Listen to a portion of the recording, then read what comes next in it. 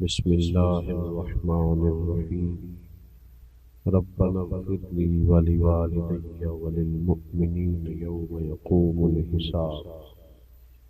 صدق اللہ العظیم۔ درود پاک پڑھیے۔ الصلاۃ والسلام علیک یا رسول اللہ وعلی آلک واصحابک یا حبیب اللہ۔ سارے حضرات روشی پڑھیے۔ الصلاۃ والسلام یا سیدی یا نبی اللہ وعلی آلک واصحابک یا نور۔ حمد و صلاۃ کے بعد آپ حضرات سماعت کر رہے تھے کہ عزیز القدر بشارت صاحب کی والدہ کا یہ ختم علم ہے۔ میں ان کے جنازے پر ہی آنا چاہتا تھا، اس کے بعد بھی مجھے آنا چاہیے تھا، چونکہ ان سے بڑا قریبی میرا تعلق ہے، پر اپنی صحت کی وجہ سے میں حاضر نہ ہو سکا۔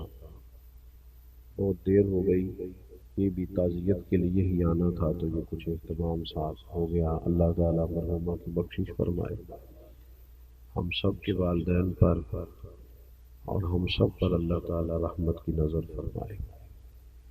کسی کے لیے جب بندہ دعا کرتا ہے تو نام لیتا ہے کہ اللہ فلاں بن فلاں کی بخشش کرتا ہے، لیکن جب بندہ والدین کے لیے دعا کرتا ہے تو پھر نام نہیں لیتا، بلکہ قرآن پاک نے دعا یہ سکھائی ہے، والدین اگر چلے بھی گئے ہوں، قبروں میں بھی ہوں، تو پھر بھی دعا یہی ہے کہ ربنا اغفر لی ولوالدی، اے اللہ مجھے بھی بخش دے اور میرے ماں باپ کی بھی مغفرت فرما دے۔ یہ رشتے ٹوٹا نہیں کرتے، موت ان رشتوں کو توڑتی نہیں۔ جس طرح ماں باپ کے ساتھ زندگی میں رشتہ موجود تھا، اسی طرح ان کے انتقال کے بعد بھی ان سے رشتہ بندے کا موجود رہتا ہے۔ اعلیٰ حضرت فاضل بریلوی رحمۃ اللہ علیہ نے 12 حقوق کم و بیش ایسے بیان کیے ہیں جو ماں باپ کے انتقال کے بعد بھی اولاد کے ذمہ رہتے ہیں۔ ہم بہت ساری روایتی چیزوں کے قائل ہیں، اور میں یہ سمجھتا ہوں کہ بہت سارے لوگ ایسے ہیں جو بڑا کچھ جاننے کے باوجود، سمجھنے کے باوجود، شعور رکھنے کے باوجود اپنے شعور کے مطابق فیصلہ نہیں کرتے، بلکہ زمانے کے رواج کے مطابق فیصلہ کرتے ہیں۔ فہم و فراست کی، عقل و دانش کی ساری ان کی آنکھیں کھل جاتی ہیں، پر پھر بھی وہ دیکھتے ہیں کہ سوسائٹی کدھر جا رہی ہے، معاشرہ کیا کہتا ہے، لوگ اس معاملے میں کیا کرتے ہیں، لہٰذا مجھے بھی وہی کرنا ہے۔ یہ رشتہ بھی موجود ہے اور اس رشتے کے حقوق بھی موجود ہیں۔ کرنے کا کام یہ ہے کہ اپنے ارد گرد کے ماحول کے مطابق نہیں، اللہ اور اس کے رسول کے بتائے ہوئے طریقے کے مطابق ہم والدین کے بعد ان کے لیے طریقہ کار اختیار کریں۔ اصالِ ثواب ایک مسلمہ چیز ہے۔ اب ہمارے ہاں اصالِ ثواب کے لیے بہت لمبا چوڑا اہتمام ہوتا ہے، تو اصالِ ثواب کی بجائے بہت ساری جگہوں پہ دعوت بن جاتی ہے، اور اب تو گھروں میں جگہ کی دقت کی وجہ سے میرج ہالوں کے اندر اس کو جب سے منتقل کیا گیا ہے تو تب سے تو وہ ایک باقاعدہ نظریہ ہی ایک اور طرح کا ہوتا ہے، وہ تو ایک بالکل ماحول ہی اور نظر آتا ہے۔ اصالِ ثواب کا مطلب یہ ہے کہ آپ کوئی بھی خیر کا کام کریں جس پر ثواب کی امید کامل ہو اللہ کی بارگاہ سے، پھر وہ ثواب آپ اپنے والدین کے لیے یا کسی بھی جانے والے کے لیے وقف کر دیں، اس کو آپ احسال کر دیں۔ اور نبی پاک علیہ الصلوۃ والسلام کی خوبصورت تعلیمات میں اس کے ہمیں طریقے ملتے ہیں۔ حضرت سعد رضی اللہ تعالیٰ عنہ نے عرض کیا یا رسول اللہ صلی اللہ تعالیٰ علیہ وسلم، میری والدہ کا انتقال ہو گیا ہے، وہ ایک غلام آزاد کرنا چاہتی تھی۔ یا آپ نے کبھی پرندوں کو آزاد ہوتے دیکھا ہے؟ کچھ لوگ پرانے زمانے میں پرندے آزاد کراتے تھے پیسے دے کے۔ کسی نے اگر پرندے پکڑ لیے تو وہ اپنے شوق سے، کہ ان کو، اقبال نے پرندے کی فریاد بھی لکھی ہے نا، آتا ہے یاد مجھ کو گزرا ہوا زمانہ، وہ باغ کی بہاریں، وہ سب کا چہچہانا، پرندہ کہتا ہے۔ اب اس قید کا الہی دکھڑا کسے سناؤں، یہ ڈر ہے کہ فقط میں اس غم سے مر نہ جاؤں۔ قید ظاہر ہے مشکل کام ہے، پرندے لوگ آزاد کراتے تھے، بلکہ بعض لوگ یہ کہتے تھے کہ اگر کوئی قیدی ہو گیا ہے ناجائز مقدمے میں تو پرندے آزاد کرو، اس کی برکت سے اس پر فضل ہوگا۔ بہرحال پرندہ بھی جب آزاد ہوتا ہے تو وہ محسوس کرتا ہے کہ میرے پر کھل گئے ہیں، میں اب دنیا میں لوٹ آیا ہوں۔ غلام قیدی ہوتا ہے، اور ایک روایت میں یہ بھی فرمایا کہ مقروض بھی قیدی ہوتا ہے، جس پر قرض ہوتا ہے وہ قیدی ہوتا ہے، حدیث پاک میں موجود ہے۔ غلام بڑی تکلیف میں ہوتے تھے، نبی پاک علیہ السلام نے تدریجاً اپنے صحابہ کو یہ توجہ دلائی کہ غلاموں کو آزاد ہونا چاہیے، کفارے کے طور پر بھی کہا کہ جا تو 3 غلام آزاد کر، جا تو اتنے غلام آزاد کر۔ تو حضرت سعد نے عرض کی کہ والدہ انتقال کر گئی، ایک کو ذرا کم ہو جائے، والدہ چلی گئی ہیں، وہ ایک غلام آزاد کرنا چاہتی تھی، ایک شخص کو آزادی دینا چاہتی تھی، اپنے پیسے، یعنی خریدا جاتا تھا غلام کو، تو وہ جس نے خریدا ہے اس کو پیسے دے کے اس کو آزاد کرنا چاہتی تھی۔ تو یا رسول اللہ صلی اللہ علیہ وسلم، اگر میں اپنی اماں کی طرف سے وہ غلام آزاد کر دوں تو میری ماں کو اس کا اجر ہوگا؟ تو نبی پاک علیہ السلام نے فرمایا تو غلام آزاد کر، اللہ تیری ماں کو اس کا اجر عطا کرے گا۔ تو میں کہتا ہوں کہ اماں کے سالِ ثواب کے لیے، ابا جی کے سالِ ثواب کے لیے 10 دیگیں بھی پکائے، جس کا دل کرتا ہے ضرور پکائے، لیکن چلو اگر کسی غریب نے اس کے پیسے دینے ہیں تو پیسے معاف کر دے، اس کا بھی ثواب ہوگا اماں۔ اگر وہ کبھی رستہ کشادہ کر دے گا نا، لوگ آسانی سے گزر جائیں، تو اس کا بھی ثواب ہے۔ اگر وہ کسی جگہ قبرستان کے لیے جگہ لے کے دے دے گا تو اس کا بھی ثواب ہے۔ کوئی بھی ایسا کام جس سے کسی کو فائدہ ہو جائے۔ اب بار بار صرف لنگر پر ہی سارا زور دینا، چلیں اگر وہ غرباء کے لیے کریں تو بڑا اچھا ہے، لیکن یہاں تو باقاعدہ دعوتیں ہوتی ہیں، لوگ رات کو بیٹھ کے، اور بعض لوگ ایسی بات کرتے ہیں کہ جس کے اندر تو تکلف ہے، تو ٹھیک ہی نہیں۔ یعنی سارے بھائی رات کو بیٹھ کے اگر یہ بات کہیں کہ اگر ہم نے اچھا ختم نہ دلایا تو خاندان باتیں کرے گا، تو اس کا ثواب ہوگا؟ یہ تو اللہ کی رضا کے لیے نہیں ہے، تو خاندان کو دکھانے کے لیے۔ تو بہترین طریقہ اختیار کیا جائے ایصال ثواب کا، بہترین، جس چیز کی حاجت ہو، جس چیز کی ضرورت ہو۔ ہمارے ہاں جناب وہی ساری دعوتیں، وہی سارے مرحلے، وہی میں نے کہا شروع میں کہ ہمارے شعور کی آنکھیں کھل جاتی ہیں، پر فیصلہ ہم برادری کے اصول پر کرتے ہیں، پتہ ہمیں ہوتا ہے پر چلتے قبیلے کے طریقے کے مطابق ہے، اس سے باہر نکلیں۔ حضرت ابوبکر صدیق رضی اللہ تعالیٰ عنہ کی زندگی کے بارے میں میں ایک بات اپنے دوستوں سے کہا کرتا ہوں۔ میں کہتا ہوں کہ عرب کے بہت سارے لوگوں کے شعور کی آنکھیں کھل گئی تھیں۔ ابو جہل بھی کہتا تھا سچے رسول ہے، کہتا تھا کہ نہیں کہتا تھا؟ ابو لہب بھی کہتا تھا سچے ہیں۔ شعور کی آنکھیں کھل گئی تھیں، ضمیر کی نہیں کھولتے تھے۔ حضرت صدیق اکبر کا کمال یہ ہے کہ شعور کی کھلی تو انہوں نے ضمیر کی بھی فوراً ہی کھولی، فوراً کلمہ پڑھا، ارد گرد کا ماحول نہیں دیکھا۔ ہمارے ہاں تو مصیبت ہے، سیاںا بیانا حاجی نہ بندہ، نیک آدمی وہ شادی بیاہ کے موقع پر اپنے بچوں کو غیر شرعی رسومات سے روک نہیں پاتا، کھڑے ہی نہیں ہوتے اللہ رسول کی رضا کے لیے، اللہ رسول کے لیے سٹینڈ ہی نہیں لیتے، باقی سب جگہ لے لیتے ہیں۔ تو ایک تو اصالِ ثواب کا طریقہ بہترین اختیار کریں، ایک کو میں نے کہا تھا ذرا کم ہو جائے تو آپ کا شکریہ۔ دوسری بات یہ ہے کہ والدین کے جانے کے بعد ان کے اعزا و اقربا سے، ان کے دوست احباب سے اچھا سلوک کیا جائے۔ جب ماں باپ سے رشتہ مرنے کے بعد نہیں ٹوٹتا تو چچا جان سے کیسے ٹوٹ گیا، ماموں سے کیسے ٹوٹ گیا، خالاؤں اور پھوپھیوں سے کیسے ٹوٹ گیا؟ ان کے رشتہ داروں سے اور ان کے دوستوں سے اچھا سلوک کیا جائے۔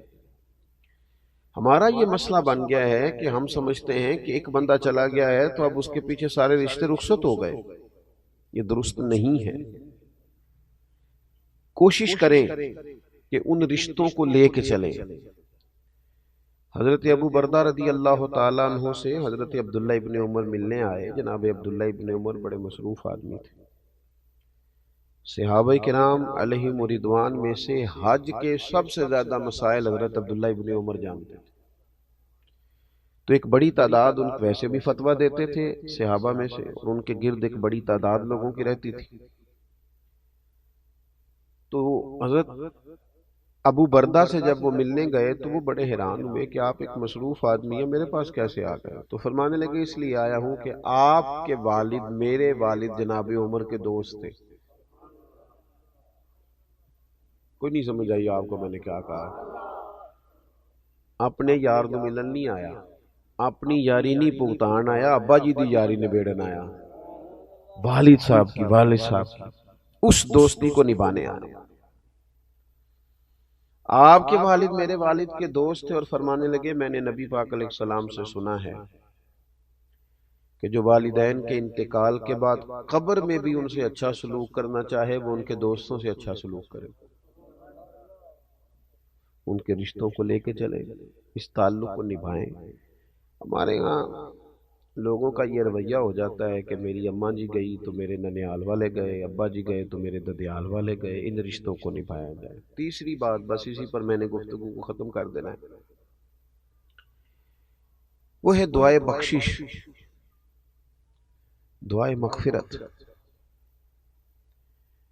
صوفیہ کرام فرماتے ہیں یہ جو اللہ تعالیٰ نے ہمیں کہا ہے نا کہ تم مجھ سے دعا کرو تو میں تمہاری دعا پر کسی بندے کی بخشش کر دوں گا، تم دعا مانگو، تو فرماتے ہیں یہ بہت بڑی عزت دی ہے اللہ نے ہمیں۔ کسی جگہ بھی ہر آدمی کی سفارش نہیں سنی جاتی، لیکن مالک کہتا ہے تم مجھ سے کہو میں معاف کر دوں گا۔ 40 بندے جنازہ پڑھ دیں، 3 صفحے جنازہ پڑھ دیں، 3 بندے جنازہ پڑھ دیں، ہے نا حدیث پاک میں سارا کچھ، تم آؤ آ کے کھڑے ہو جاؤ، اس کی بخشش کی دعا کرو میں معاف کر دوں گا، تو کہتے ہیں یہ تو اللہ نے ہمیں عزت دی، ورنہ ہم اور رب کی بارگاہ تو چھوٹی سی جگہ بندہ سفارش کرے تو قبول نہیں ہوتی، اور مالک کہتا ہے تم کہو نا میں معاف کر دوں گا۔ اور ہم کیا کرتے ہیں؟ آپ کبھی ڈاکٹروں کے پاس ان بچوں کو دیکھیں جو دوائیوں کے سیل مین بن کے آتے ہیں، میڈیکل ریپس، کبھی دیکھیے گا، مجھے موقع ملا دیکھنے کا۔ وہ جب آتے ہیں نا تو وہ بالکل لباس عمدہ ان کے حساب سے، اور وہ جچی تلی بات کریں گے، اور 1 منٹ 1 سیکنڈ کے لیے بھی کوئی اضافی جملہ نہیں بولیں گے، انہوں نے قائل کرنا ہے۔ کسی بھی آفیسر کے پاس آپ جب جاتے ہیں اپنا کیس لے کر، کسی بھی جگہ آپ نے فارورڈ کرنا ہے تو بڑی جچی تلی باتیں، خاص چیزیں، اہم معاملات، لیکن دعا کے لیے جب اللہ کی بارگاہ میں حاضر ہوتے ہیں، دعا کرو جی، دعا کرو جی، فوت کی ہو گئی تو اگر پوچھا جائے کہ بھلا آپ نے کیا دعا کی ہے، ہاتھ کھڑے کر دیے، پتہ ہے بارگاہ کون سی ہے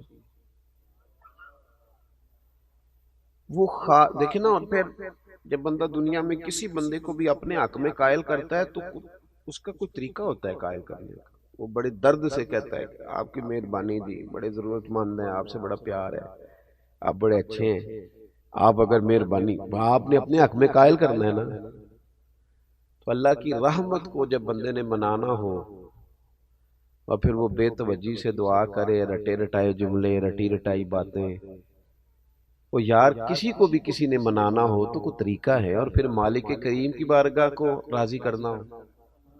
میں نے دیکھا وہ بس ٹھیک ہے، میری طرح کے پیروں مولویوں کے ذمے لگایا، اچھے لوگوں کی بات نہیں کرتا، تو ان کے پاس ایک رٹی رٹائی دعا ہوتی ہے سب کے لیے اکٹھی، اس میں نام ایڈ کیا، نئے بندے کر، چلو جی چھٹی۔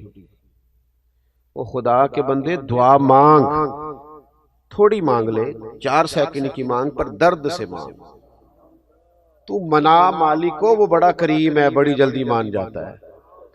تو حاضری دے ذرا، تیرا مطلب تیری باڈی لینگویج بتائے کہ تو اسے منانے آیا ہے، تیرے لہجے کا حسن، تیرے لفظوں کی جولانی، تیرے انداز کا عجز، تیری انکساری، تیرا اس کی بارگاہ میں حاضری کا انداز، تو اسے منا رہا ہے، پتہ چلے۔ لیکن وہ جناب کیا بتائیں، میں دیکھتا ہوں لوگوں کو دعا کرتے، پھوڑی پہ بیٹھے ہیں، دعا مانگی جا رہی، اخبار بھی پڑھ رہے ہیں، سیاسی تبصرے بھی کر رہے ہیں، دعا بھی مانگ رہے ہیں، اور پھر اس کے بعد کہانیاں بھی رات کو سنائی جاتی ہیں، بڑے تعلقات نے جی، اللہ کا فضل ہے، آج 15 دن ہو گئے ہیں بیٹھے، لوگ آئی جا رہے ہیں۔ بھئی وہی آنا جانا تو کوئی کمال نہیں ہے، آپ تو کسی کی دعا کے لیے بیٹھے ہیں، یہ بتائیں کہ آپ نے کس درد سے مانگا۔ آپ کو پتہ ہے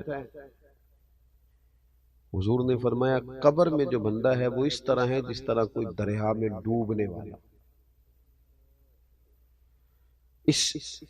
اس بات کی شدت کو ملاحظہ کریں، وہ اس طرح ہے جس طرح دریا میں کوئی ڈوب رہا ہوتا ہے۔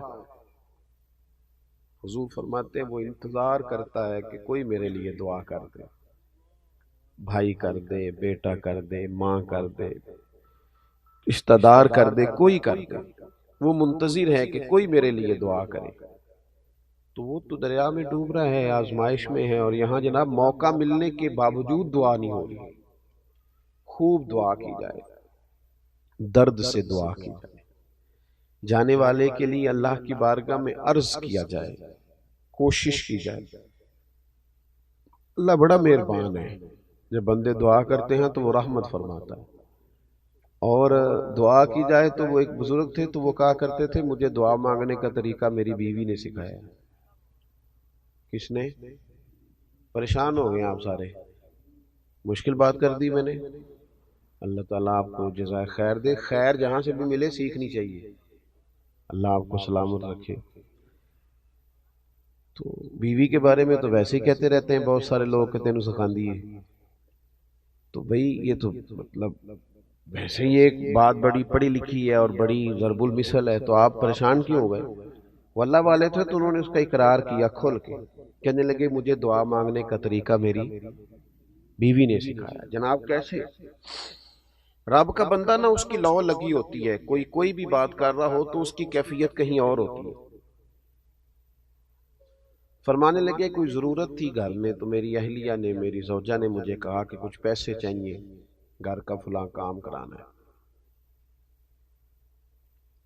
میں نے اسے کہا کہ ابھی میرے پاس نہیں ہے، کچھ دنوں میں پیسے آنے ہیں، آ جاتے ہیں تو تمہیں دے دیتا ہوں۔ 2-4 دنوں کے بعد خاتون خانہ نے پھر کہا کہ وہ آپ سے گزارش کی تھی، کچھ پیسے چاہیے تھے، گھر کا فلاں فلاں کام، تو میں نے کہا بھی نہیں ہے میرے پاس۔ اب کہ اس نے وقفہ کم کر دیا اور اگلے ہی دن پھر پوچھ لیا کہ جناب وہ گزارش کی تھی پیسے، خواتین بار بار یاد بھی کراتی ہیں۔ کہتے مجھے غصہ آیا تو میں نے جھڑک ڈالا، میں نے کہا تو کیا مجھے ہر وقت پریشان کر دی، کہا ہے نا جب ہوں گے تو دے دوں گا، ڈانٹا میں نے۔ کہتے میں نے ڈانٹا تو وہ سلیقہ مند خاتون میری ڈانٹ سہتی رہی، پھر چپ کر گئی، اور اس نے ایک بات کہی تو مجھے رب سے مانگنے کا طریقہ آ گیا۔ وہ کہنے لگی تھوڑی دیر چپ رہنے کے بعد آپ ہی میرے شوہر ہیں، آپ سے نہ کہوں تو پھر میں کس سے جا کے کہوں۔ کہتے ہیں اس نے بات کہی، وہ چپ کر گئی تو میں رو پڑا۔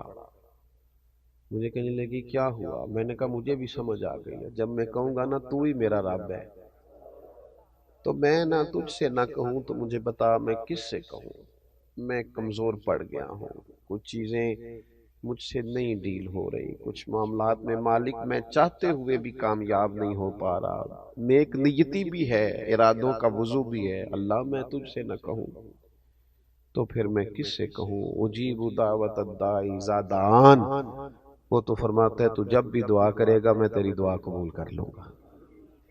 تو دعا کا رشتہ تھوڑا مضبوط کرے، اپنے جانے والوں کے لیے بالخصوص دعا کرے۔ وہ بھی ہم کسی سے کراتے ہیں، قرآن شریف بھی کسی سے پڑھوا لیتے ہیں، فلانا کام بھی کسی سے کرا۔ ہم نے کیا کیا اپنے ماں باپ کے لیے؟ ہم نے کیا کیا؟ وہ اتنے سپارے فلانا دے دے، اتنے دے لیں، ٹھیک ہے، درست ہے، ناجائز نہیں، پر یہ کہ میں نے کیا کیا اپنے ماں باپ کے لیے تو سارا کوئی دوسروں نے پڑھ کے دیا۔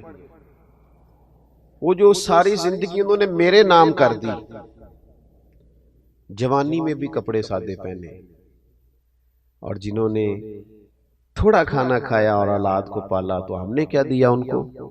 تو اگر دعا بھی مضبوط نہیں ہو سکتی تو پھر پیچھے بچا کیا؟ تو یہ تین باتیں میں نے آپ کی خدمت میں عرض کی ہیں، امید ہے کہ آپ اس پر توجہ فرمائیں گے۔ ایک تو یہ کہ سال ثواب کا اچھا اور عمدہ طریقہ اختیار کریں، اچھا اور عمدہ۔ چند دن پہلے میرے پاس ایک صاحب آئے تھے، انہوں نے کہا 5 بھائی ہیں، میں جانتا تھا تو وہ باہر سے آئے تھے اپنے والد کے انتقال پر، تو جب میں نے ان کا انداز دیکھا تو میں نے ان سے کہا کہ کہنے لگے میں کچھ کرنا چاہتا ہوں وصال ثواب۔ تو میں نے کہا آپ کے تو 2 بھائی بڑے کمزور ہیں، بہت غریب ہیں، زیادہ ہی سگے بھائی۔ کہنے لگے ایسے ہی ہے۔ میں نے کہا آپ نا ان کے ساتھ ہی نیکی کر دیں، اللہ بھی خوش ہو جائے گا، ماں باپ بھی خوش ہو جائیں گے۔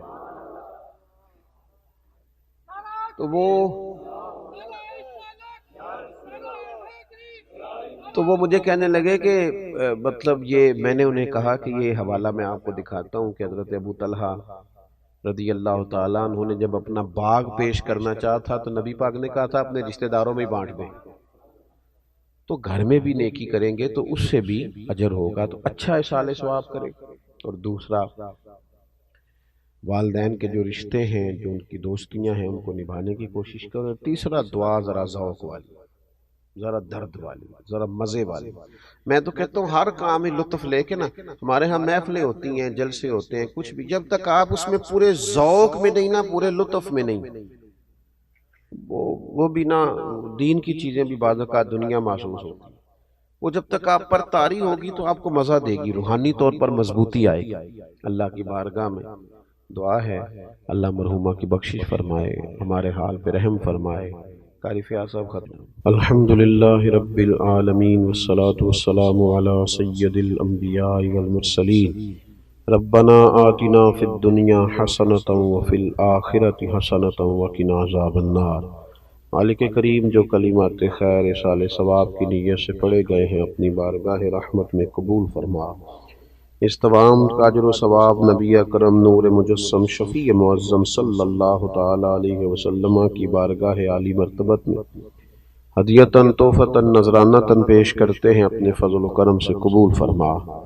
حضور سید عالم علیہ السلام کا وسیلہ پاک تمام انبیاء کرام علیہم السلام، صحابہ کرام علیہم رضوان، اہل بیت اطہار علیہم رضوان، تابعین، تبع تابعین، علماء، محدثین، مفسرین، ائمہ مجتہدین، سلاسل طریقت کے تمام بزرگان دین کی بارگاہوں میں پیش ہے، اللہ قبول فرما۔ ہم جتنے یہاں حاضر ہوئے ہیں، ہمارے خیش و اقارب، چھوٹے بڑے بوڑھے، جو لوگ دنیا سے چلے گئے، مالک سب کی بخشش و مغفرت فرما۔ ہمارے بھائی بشارت صاحب کی والدہ مرحومہ تیری بندی تیری بارگاہ میں پہنچ گئی، اللہ ان کے ساتھ رحمت والا سلوک فرما، فضل والا سلوک فرما، درگزر والا فیصلہ فرما۔